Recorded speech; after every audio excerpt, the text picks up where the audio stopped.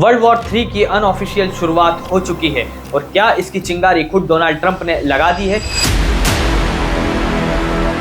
आज hot take 21 में इसी पर गहराई से बात करते हैं। दुनिया में सबसे खतरनाक हथियार कौन सा है? कोई भी मिसाइल नहीं, कोई भी आर्मी नहीं, आज भी न्यूक्लियर बम ही इंसानियत के लिए सबसे बड़ा खतरा है। और इसका असली डर दुनिया ने तब महसूस किया था जब सेकंड वर्ल्ड वॉर जापान पर न्यूक्लियर बम गिरने के बाद खत्म हुआ। उसके बाद से बड़े बड़े देश एक न्यूक्लियर रेस में उतर गए। अमेरिका, रूस, चीन, इंडिया, पाकिस्तान और नॉर्थ कोरिया। इजराइल भी माना जाता है न्यूक्लियर पावर, लेकिन वह न इसे स्वीकार करता है न पूरी तरह नकारता है। इतने देशों के पास इतनी विनाशकारी शक्ति होने से पूरी दुनिया डर गई और इसी डर ने 1996 में सीटीबीटी नाम की ग्लोबल ट्रीटी को जन्म दिया। इसका मकसद था कि अब कोई देश असली न्यूक्लियर टेस्ट नहीं करेगा, लेकिन ये ट्रीटी अधूरी रह गई क्योंकि कुछ देश इसे साइन या रेटिफाई ही नहीं कर पाए। इसलिए 1998 में इंडिया और पाकिस्तान जैसे देशों ने खुले तौर पर टेस्ट किए, यानी दुनिया में न्यूक्लियर नॉर्म्स कभी पूरी तरह एकजुट हुए ही नहीं। और अब आता है 2025 का सबसे बड़ा भूचाल। डोनाल्ड ट्रंप ने घोषणा की कि अमेरिका फिर से न्यूक्लियर टेस्टिंग शुरू करने की दिशा में कदम उठाए। यह अनाउंसमेंट सिर्फ टेक्निकल नहीं, इसकी टाइमिंग बहुत मायने रखती है। यह बयान चीन के राष्ट्रपति शी जिनपिंग से मीटिंग से ठीक पहले आया। मतलब यह सिर्फ टेस्टिंग की बात नहीं, एक सीधा राजनीतिक मैसेज भी है।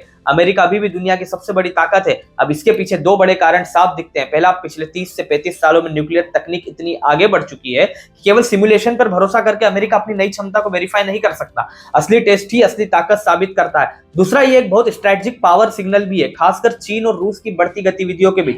लेकिन असली खतरा यहां से शुरू होता है। अगर अमेरिका टेस्ट करेगा तो रूस और चीन कभी पीछे नहीं हटेंगे। चीन पहले ही अरबों डॉलर न्यूक्लियर मॉडर्नाइजेशन में लगा रहा है, नए मिसाइल्स, नए वॉरहेड्स और नए टेस्टिंग इंफ्रास्ट्रक्चर। रूस भी पहले ही संकेत दे चुका है कि अगर अमेरिका टेस्टिंग की ओर जाता है तो वो भी इसका जवाब देगा। और अगर 25-30 साल बाद दुनिया में न्यूक्लियर टेस्टिंग दोबारा शुरू होती है, जिसका मतलब सिर्फ टेस्टिंग नहीं, ये होगा आने वाले किसी बड़े ग्लोबल वॉर की तैयारी। तो मेरा हॉट टेक 21 है कि यह कहना अभी जल्दी है कि वर्ल्ड वॉर 3 शुरू हो चुका है, लेकिन ये बिल्कुल साफ है कि न्यूक्लियर टेस्टिंग का वापस आना दुनिया को एक बहुत खतरनाक मोड़ पर ले जा सकता है।